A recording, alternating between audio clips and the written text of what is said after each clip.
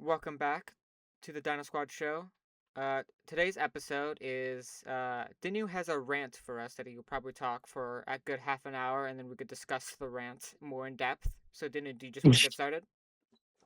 Yeah. So, just to give context, a week ago, the director of the Acolytes, Leslye Headland, I'm terrible at pronouncing names, but she did an interview on the Star Wars George Lucas podcast and revealed some stuff about what would have been in season 2 of The Acolyte, which has caused some discussion about certain things about what would have been in season 2 and whether that stuff was good or bad. One of the things, and there were a couple things, she addressed Kiadi Mundi, and why he was there and how that came to be. She addressed whether Yoda would help, like, with the cover up of Khmer and all that stuff. And she also addressed the connection between. Oh, no! It was whether Khmer was a actual true Sith or not. But the main focus of my rant is based on the Yoda cover up aspect of it. So 2 days ago, I watched a video by Thor Skywalker, Okay. another Star Wars YouTuber.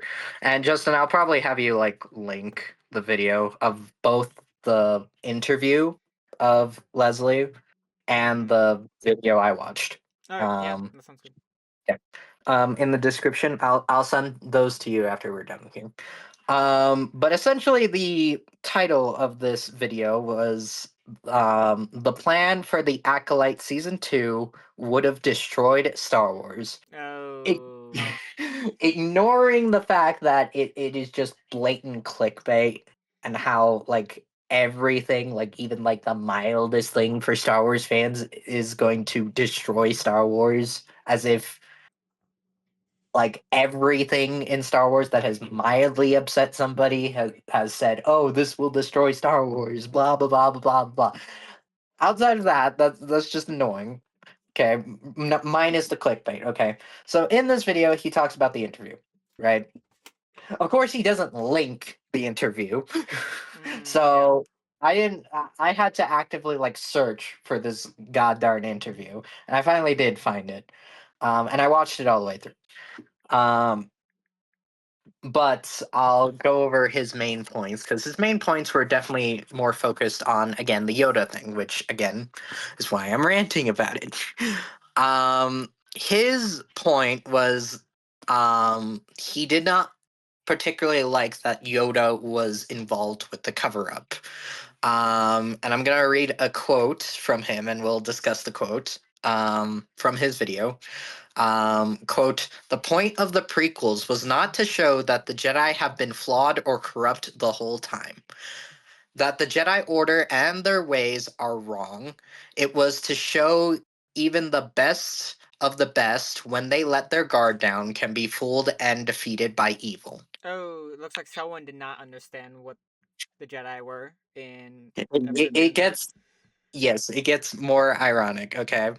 Um, Later on in the video, he says, "As someone who grew up loving Star Wars and watching Luke Skywalker and believing in the goodness of Yoda, and who watched the prequels, and over time, again, he kind of jumbles on the sentence. And over time, because I don't think it's necessarily obvious as to what the prequels are trying to say. I totally understand why people watch the prequels and go, "Oh, so the Jedi were actually bad." I think Lucas could have done a better job at trying to convey the message. So his whole point, like, is that he thinks that the message of the prequels was that the Jedi were not at fault, and that they were something that was meant to aspire something, in like inspire us to be like better people and all that stuff. And then, but what really got me was the fact that he was like, "Oh, I understand why, how like people can get why the Jedi are bad, but it's not obvious. It's not obvious that the Jedi are just supposed to be morally good guys." Oh, okay. And I was like, "What are you talking about, man? That is like the if you think the Jedi are like the supposed like good, like absolute no wrong, they didn't do anything wrong. They were just like a bit like Aloof. naive. Yeah, that's like just fundamentally wrong because we have characters like Qui-Gon Jinn and Ahsoka who specifically do say that they believe that the modern Jedi during the prequels was wrong. And it doesn't even just stay with the prequels. In the original trilogy, we have Yoda and Obi-Wan actively like encouraging Luke to face Darth Vader and kill him, right? Yeah. But Luke is the only one who says, "No, I think we shouldn't. That he has good in him, and I can change him." Right? And Luke was right. He was in the right. Both Obi-Wan and Yoda were wrong Yeah. on that aspect, right? So no, it's not like Yoda was this like great Jedi who was like morally good or anything like that. And another thing that really annoyed me too, and Leslie also pointed this out in the interview, was the idea that Yoda covering up something is completely out of the realm of possibility. When we see in season 6 of the Clone Wars, he covers up the the clones being made by Dooku. He straight up says, "Cover this up. Not even the Chancellor can know about this. We can't let anybody know about this." Okay?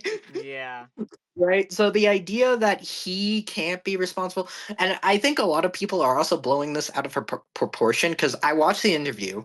She doesn't exactly say how Yoda is involved. She just says Yoda's involved with the cover up of Khmer. That could be literally anything. Yeah. That could be like Like from him, that he like, was yeah, mentioned that there was a Sith yeah, and to not mention like, it. Like I don't know. yeah. It's actually insane. Yeah, the idea like he knew, like if the idea that he knew, oh, there was a Sith, because it doesn't necessarily need to be him knowing that there's a Sith. It does not, and it probably wasn't going to be. It was more so probably like, oh, the Jedi Order kind of want to cover like the idea that Soul kind of just murdered a bunch of people, a whole village without cause, and then proceeded to try and like cover up his own tracks by killing a whole Jedi squad. That's like that's like completely like what the Acolyte was kind of suggesting. They didn't have the full, obviously the full story because they found Soul dead, but and Osha's gone and they have Maeve, who doesn't seem to know what the frick is going on. Right? They didn't have the full story, but that was their suspect that Soul went crazy Mhm. because he kind of did.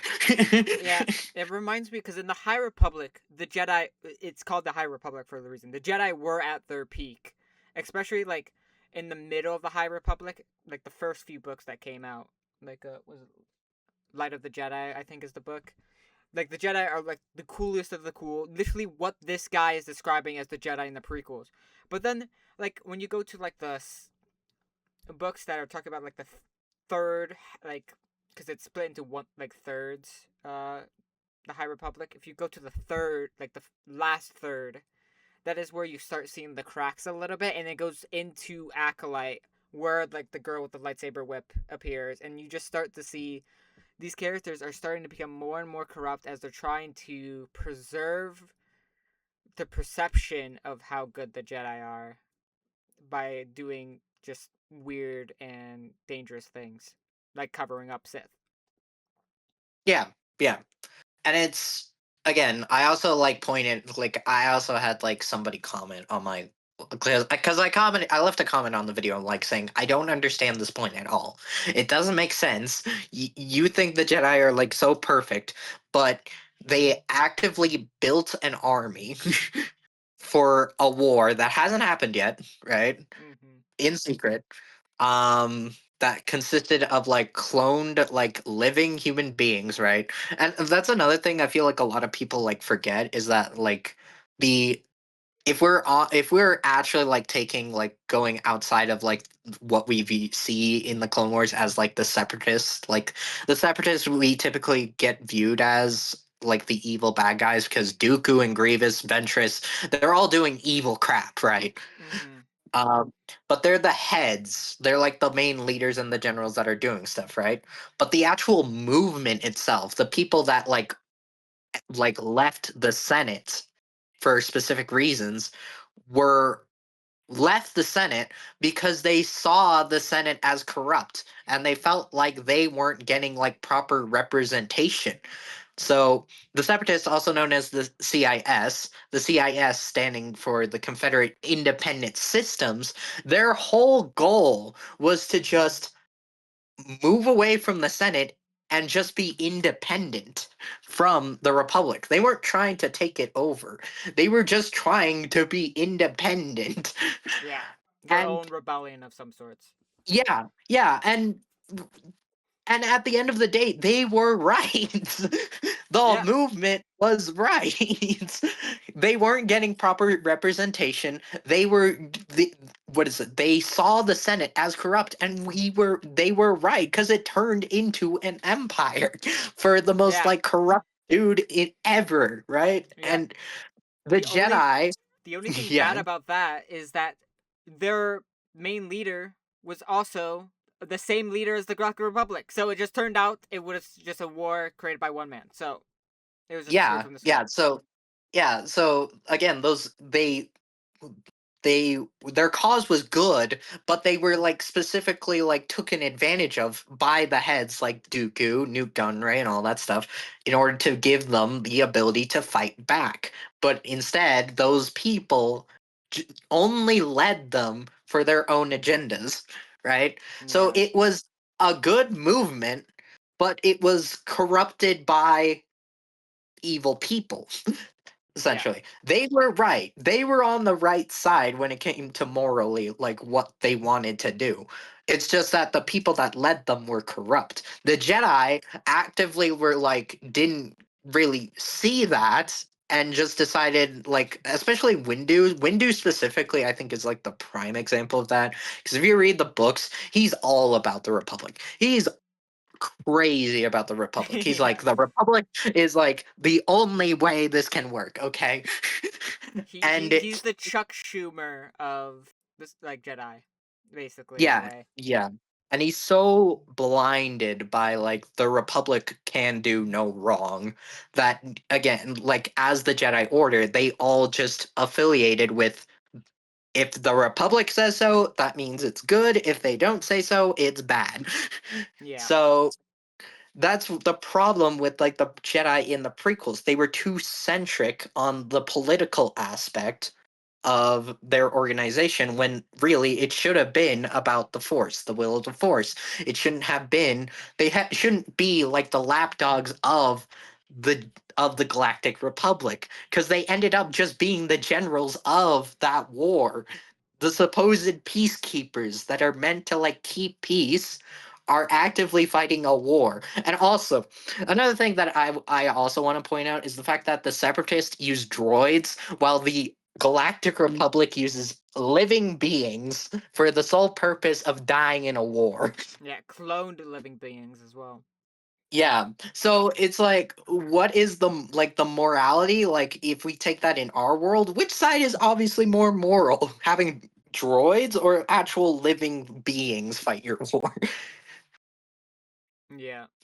It's going to be the droids, right? So Hey, hey, again, do not tell L3 that. Do not tell yeah. L3 that. She will murder you. And yeah, I know that Star Wars has kind of like been a bit more like they're exploring the idea about droids and whether they're sentient beings or not, right? Because even like with Star Wars Hunters, we now have like potentially a robot that can use the Force, but at the like the bare like at least the core of it, droids are more morally, you know. better than just using actual living Yeah, beings who are morally just bred. acceptable. Yeah, yeah. Um, and it just it just like mind boggles me sometimes that people are just like so set on like the Jedi can do no wrong when that's never been the case. It's like what on earth are you talking about? Because again, we have characters specifically pointing out Luke, Ahsoka, Qui-Gon. Those three characters specifically point out that the Jedi do stuff wrong, right? And it just mind boggles me that people just forget that and be like, no, the Jedi are good. So the idea of Yoda covering up something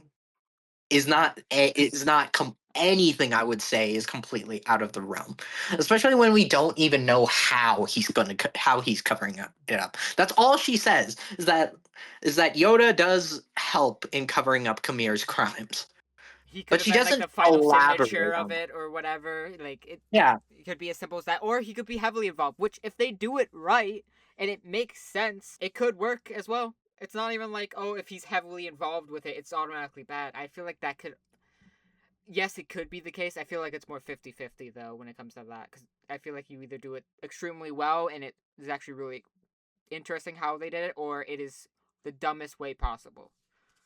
yeah. I'm not like excluding the fact that it could be executed bad. I'm just saying that like this isn't outside of Yoda's thing. He has covered up stuff before. Mm-hmm. The Jedi Order has done shady stuff before. They're not morally good completely during the prequels. And I feel like it's kind of ignorant to just immediately be like, "Oh, this is gonna ruin Star Wars if they went through with this and all that stuff." Because Yoda would never do such a thing. That's destroying Yoda. He's like the greatest Jedi ever, and I'm like, no, no. It is so like mind-numbingly like ignorant to just immediately like make that assumption, especially when everything we know from the lore has said the contrary. um but yeah, that's the main segment of my rant. I do kind of want to cover like what exactly she did also say about like the other questions like Kiadi Mundi. Mm-hmm. So I always thought the Kiadi Mundi like upset train was dumb because it was never established in like the Disney canon when like Kiadi how old was Kiadi Mundi and how long his species lives for. That was never established, and people were just like pointing to legends continuities, being like, "But it says here that like even though this was never canon to begin with, but okay." um but according to her, like she talked to like Pablo Hidalgo and she like legitimately asked, like, hey, is it okay if I put Kiadi in here? Um and he was like, yeah, sure. And then she also said that it also went through like several different people at Lucasfilm and they all approved of it. And again, it was from the very beginning when I saw that Kiadi Mundi was there, I didn't care, and I was honestly kind of surprised at how much people cared about it, especially for like something that is again deemed non-canon from Yeah. the source materials and all that stuff. And Leslie also points that out is like, yeah, but it was also not canon. So like, and I went through everyone and they were like, "Yeah, that's fine." So I did it. I didn't think it would actually like cause like an emotional reaction for a lot of people, and I was on the same boat as that. And I remember watching Star Wars Theory like live too because I was hearing about all that like backlash and all that stuff, and how he went to um Wikipedia when they were like actively like updating the canon part of the wiki And Mm. he was like, "Oh my god, I can't believe they're doing this." I can't quote it at the moment, but I do remember from my recollection he was complaining about it, and his fans were going ballistic on it too, to the It's point the where it's worst. yeah, and it's not like it's like somebody like because that's their job. Wikipedia is supposed to give you the most accurate information, right? So like, what do you want them to do? They're like actively like updating it because that's their job, and then he's like, no, don't do that, and blah blah blah blah. I'm like, what? It's the What are you classic doing? facts don't care about your feelings. Just turn back on them, I I guess. I know, and it's like so stupid. And again, we could rant about Star Wars theory like another day too. We will be doing it another day. Probably, yeah, will be. I should say that. But yeah, the Kiadi Mundi nonsense was pretty bad. The other thing that was kind of like a big pointer that I noticed was she confirmed that Khmer is not a true Sith in an aspect. So I think in that aspect, Plagueis probably Had was another involved technique. with him. Yeah, Mm-hmm. to like took him under his wing, but didn't like. He probably had another apprentice too Mm-hmm. that he could deem like as a true Sith. He might have been like a Sidious type of thing where he was like taking like multiple, but instead of like kind of like switching between apprentices like one at a time, he was probably taking like multiple apprentices at a time, and then like choosing. Probably what would have happened is at the end, Palpatine would have arisen as the strongest out of all of them. Mm-hmm. Was Um, Palpatine? Palpatine was not alive at that time, right? he was not alive at that time. Yeah. And Um, Plagueis like? I guess did she say if he was like the ruling Sith at the time, or like the she master? did not. She just said that Plagueis would have like with Osha and Maeve, that aspect, Plagueis would have been involved with that in season two. Hmm. She didn't elaborate that much more on Plagueis. There were a lot of questions. She kind of was like shrugged her shoulders and was like, Who is Plagueis' master? Is it Tenebris? Tenebris was the master for Plague. I don't know whether Tenebris is canon still. Hmm. I need to double Tenebris is check just that. He might be canon, canon by name, but but I not think look. that's but not look. I don't think at most he's canon by name. I don't think he's by look though. Um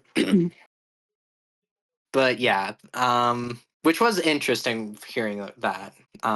And I also like during the comment, like for some odd reason, the guy was like so like, I feel like with the acolyte, a lot of people like took the assumption that like this, it's kind of like hindsight bias. Like we know what happened, so like seeing the Jedi being like kind of wondering what exactly happened, they're like, well, it's obviously a Sith, and I was thinking to myself, but it's it first of all, the evidence kind of from their perspective kind of points to Soul because Soul was doing shady stuff from their perspective, right? And he has every motivation to do that. But also, this Khmer is confirmed to be like a fallen Jedi, right? Yeah. So it's not like they haven't had fallen Jedi before. They have. So to immediately think Sith would be like, it would be superstitious, right? It Mm-hmm. would be like going into a forest, finding like a guy who got mauled, and then thinking it's Bigfoot. It could be Bigfoot, but it might it could be Bigfoot, but like everybody, if you told the if the guy if they said, oh, that might be Bigfoot, that person would be seen as superstitious, right? Yeah. Because it's like they don't exist from their perspective. They don't exist because they're gone, Yeah. right? So again, it's like this hindsight that's like completely like falsified, especially when all the evidence points to Soul being responsible. And then like I also had another debate with the guy that's like, well, Soul can't do that, and I was like, Soul beat Stranger.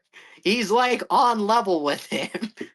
And he would have the element of surprise because it would be a betrayal on his end, right? Mm-hmm. So he could very much do that. If he's Yeah. on level with Stranger, he beats Stranger in the end too. So he could do that. He has the power to do that. And he has the element of surprise. There is no reason why he wouldn't be able to do that from a logical sense. The Jedi probably know that. They suspect that he has every reason. The only thing that like they can't like fully explain is how Maeve suddenly like lost all her like all her memories and doesn't know what how anything happened, and then also the fact that Soul died. They don't Mm-hmm. know what happened there, right? So, Yeah. but that's probably what season two probably would have went into is like them investigating more. We don't know what exactly they would have investigated and what evidence they would have found, but it makes sense for the conclusion they had, Yeah. right? So again, I never understood this like criticism that like, oh, they should have known it was a Sith immediately. Even in Phantom Menace, when Qui-Gon's like, I think I faced a Sith Lord, the Jedi Council was like, They are you didn't. sure? Yeah. Are you sure? And even throughout the Clone Wars, they were kind of like, oh, has the Sith really returned? Or are they like, or is Dooku like trying to play mind games with us? Yeah, because, like, And they probably dealt with so many, like, fallen Jedi that just turned their lightsaber red and then started calling themselves Sith, right? Without just being truly Sith. They might learn a few teachings from, like, old scripts or whatever, scriptures, but, yeah, like, they weren't the true Sith, like, the Master of Two. Which, also with the Jedi, how did they find out there was always two of them when it was after the Sith fell, the rule of two became a thing, right? So how did they know there was um, the rule of two? I think it was more so. So I think the Sith were still like, at least Darth Bane specifically was still like active, Um, and it probably went in like a couple generations, and then they stopped. Like acted, they went into hiding after like kind of after that. So they knew about the rule of two, but probably some sort of event where they thought they killed the Sith or some sort of aspect probably happened, and then they went into hiding and stayed in hiding yeah. for like several years. Um, though again with like the Fallen Jedi thing, that happened in the EU too. Qui-Gon Jinn's like first apprentice, I forgot his name. He fell to the dark side, right? And he was a dark Jedi, right? Literally every single Inquisitor. Like, literally every single Yeah. one of them did that. So Varys. dark Jedi, yeah. Dark Jedi is not something that isn't like too uncommon. You have what is it? Freaking guy from Jedi Survivor. Dagon. Malchus. Oh, Dagon. Oh, yeah, Dagon. Dagon. Yeah. Cuz he also pretty much was on the edge too. Yeah, would Malachos count too, right? Malicos, yeah. I mean, again, this is like very much like aspects where like I'm trying not to like focus on like Empire like era because Oh, yeah, that's because kind of they like say Disney stuff, right? it's the I mean they'll say like, oh well, the Jedi Order fell and all that stuff, so they have like every So reason that's to why you like say, fault like, it. Malachos or Bode. Yeah, but, yeah, But your guy that you mentioned. yeah, but the point was is that the fact that it's possible, right? Mm-hmm. Like if at most if they caught Khmer, they would probably not even consider him Sith and just say Dark Jedi. Yeah, That fell. He got like idolized into like trying to be the Sith or something like that. They probably even wouldn't suspect that there were any other Sith unless he specifically like mentioned it or something like that. Again, if they caught him, they would again just suspect Dark Jedi, right? yeah. Dooku, I forgot about Dooku. Dooku specifically could again around the same time, very powerful Jedi that fell to the dark side, Yeah, I'm right? trying to think. And Is there a even more famous Dark Jedi that is like the main character that fell to the dark side? um Anakin Skywalker in question. I mean, Anakin's yeah. Literally, you made stories about that character falling to the dark side. Yeah, so like again, this whole concept about like, oh, well, it has to be Sith. It doesn't really have to be Sith, especially now that we know that Khmer is not technically considered like a true Sith. Um, so I mean, is he uh, considered the acolyte, or is she considered the girls considered the acolyte still? Right? Maeve, I think it would be considered the acolyte, but again, like you know how like names can often like switch, Yeah, like it could have double meaning, so they could so be it could have both double considered meaning. that, So yeah, like the Phantom so Menace, for both. that matter. Yeah, yeah, the Phantom Menace. Yeah, exactly, exactly. So um, so again, it's like we don't know what happens in season two, right? Because probably and maybe we'll find out eventually. But again, it's like There's a few books again, coming yep, out about acolyte, right? Right? I there believe so. might be. I mean, from what I remember, Leslie like saying because when she was being interviewed, they were also like wondering, "Oh, Leslie, are you sure you want to like talk about Acolyte season two and reveal some stuff, or do you want to save that for maybe a potential book or something?" And she was like, "Nah, it's fine. I'll reveal some stuff." um, so maybe I don't know, but um, but again, like the visceral reaction from this just doesn't make sense. And I feel like with Acolyte specifically, there are a lot of things like I can understand a lot of the criticisms for Acolyte because like it it looks like a cheap show. It it's it can be cringy The some act at times, the right? worst thing about it is the acting, and then it looks Yeah, like they didn't they it was rushed. That's basically the main criticism. The story itself is really good, and the lore implications is what makes it so special, and like yeah, yeah. we're used to thinking so much more. So like little things like that is really deep. The criticisms that a lot of people have with the Acolyte and specifically like the lore stuff, all of them. I like all of them. I could probably like easily explain with like the lore aspect, like the changing lightsabers, the thread analogy, the again the Keanu Mundi one. It just like a lot of like the stuff that they people were complaining about specifically in terms of that aspect just did not their criticisms just do not hold up. They act like it's like breaking lore when in reality it does not it does it's just the lore. Yeah, it it doesn't like break what's already been established. I feel like the bleeding crystal one specifically was one that like people kept on saying, "Oh, it broke lore" and all that stuff, right? Um it like really it did not, because isn't there's multiple ways to turn a lightsaber red. Like that's just another way. Well, okay, so like the specific way, so the thing was is that because they people point out use like Anakin in Revenge of the Sith as an example for well, why didn't his lightsaber turn red?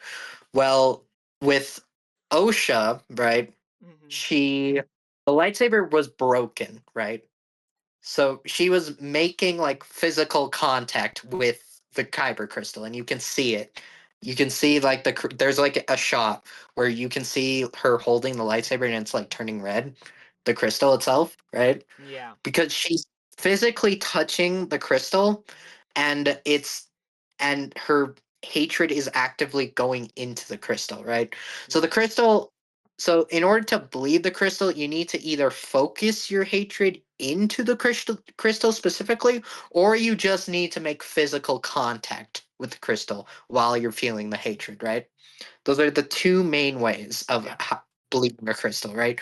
And the difficulty because a lot of people point out because like the first time we see the process of bleeding a crystal was in the Vader comics, right, where Mm-hmm. he like takes a Jedi he killed, he takes their kyber crystal and bleeds it. Well, kyber crystals are individualistic, Mm-hmm. right? So no kyber crystal acts the same way, right? And they connect with the user of said kyber crystals, right? The Sith actively choose to make it harder for themselves by taking a crystal that of a Jedi they personally killed, right? Mhm. And Vader specifically took a crystal from a very powerful Jedi who was isolated, right? Mhm. And has acolytes of being like one of the strongest Jedi, right? So bleeding that crystal would be significantly hard because that crystal you killed the crystal's like essentially like best friend that it knew for like forever, right? That it Yeah. connected with. And you're trying to bend that crystal to your will, right? That's going to be a lot harder than bleeding your own like kyber crystals, similar to how like Osha bled her master's crystal, so she's familiar with the crystal, right? Mhm. Um, Dagon bled his crystal, and that was almost instantaneous, right? Yeah. Um, so again, difficulty ranges on specifically the crystal itself and who's doing the bleeding. Mhm. Um, and the most recent Kylo Ren comics also have like Kylo Ren. He uses a broken lightsaber that also like turns red because he's making physical contact with the crystal while he's using the saber, right? Yeah. So again, another example. So again, like the lore is there. You just need to look a little deeper and you'll find the answers as to why exactly it works because Anakin's lightsaber doesn't turn red because he didn't focus his anger into the crystal specifically, and two, he didn't touch his crystal physically, right? Mhm. He didn't physically touch the crystal. It was still in the lightsaber. So that's why his lightsaber doesn't bleed, but Osha's when she's using Soul's lightsaber, that one bleeds. So again, like stuff like that is so easy to explain away. And whenever I try to explain it to somebody, it's like they completely are like, well, that's just Disney. They usually fall upon like George Lucas didn't intend it to be that way, or it's just Disney adding stuff to the lore, which neither argument makes sense because George Lucas's involvement with bleeding is the information we know about that is very limited, right? Mhm. The concept of bleeding came from the Jedi like the Youngling Crystal Kyber Crystal episode Yep. when they're on Ilum and getting their Kyber crystals. There was ideas about showing how red light say crystals were made and all that stuff. And it was like something that stuck at the like they were like because like with Clone Wars they tend to like during the production they tend to like have ideas and just try to throw it at the wall and see what sticks, right? Mhm. That was one of the ideas, but it didn't stick, so they didn't explore it, right? Yeah. So our information on George Lucas's involvement in that stuff is very limited on a show where um his involvement is also very questionable. So I'm like, Yeah. there's no evidence to suggest that George Lucas intended it regardless, right? And then like Disney adding to the lore, I'm like, well, what do you want them to do? What do you want them They to have the do? IP. They were going to continue making stuff, and Star Wars was continuing making stuff after the movies and the prequels, and who knows what other shows they would have had after the Clone Wars. I'm guessing it was probably just going to be like, I'm guessing we would just have cartoons if like Clone Wars ended, right? And George Lucas Yeah, still yeah, owned it because I don't think he was doing any more movies. yeah, Even yeah. though people said, "Oh, he had a third trilogy in the books," like He I had still don't think he would do that. he had ideas of a third trilogy, but he was kind of like set on the idea like after like the perception of the prequels, right? Because like Yeah. the ideas he had for episode 7, 8, and 9 go all the way back from Return of the Jedi, right? Mhm. He had ideas, right? But he wanted to do the prequels first. He did the prequels, and then he's kind of like, I think I'm done. Yeah, my I fans think I'm suck. done. I'm gonna go home. I'm gonna retire. That's And then it. he like yeah he kind of like passed the baton to like EU writers, right, to let them do whatever they want with it. And then he would occasionally come back to like do some stuff like the Clone Wars, right? And I felt like Mm. that was what was gonna be his approach to the IP afterwards. Um, He was a and major part in Force Unleashed too, right? In yeah, and Force Unleashed. he like again, like every once in a while, he would also help with EU projects, Mm-hmm. and but when he wanted to actually do something from his that he felt was part of like his own headcanon, like Clone Wars, he would actively like do stuff with it, right? Uh, Or at least help specifically, or like mention that this specifically will be like my headcanon and it will yeah. like override anything the EU writers do. Yeah. Um But yeah, again, like those specific stuff about how like Disney can't like touch the lore, the gatekeeping on that too is like so odd. Especially when George Lucas actively like encouraged people to do their own stuff, and with every addition that he made to the franchise, especially the movies, he added something new to the lore. Yeah. So it's like what it's just hypocrisy at like its finest. George Lucas can do it, and it's completely fine. But as soon as Disney tries to do it, they're completely wrong. Yeah. All right. Do we want to end it here then? We'll just say our goodbyes. Yeah, we can end it here. All right. um, We could still talk afterwards, even. All right. Well. um, Thanks you guys so much for watching. Remember to like and subscribe for new uploads. And we'll catch you up in the next one. Bye. Bye.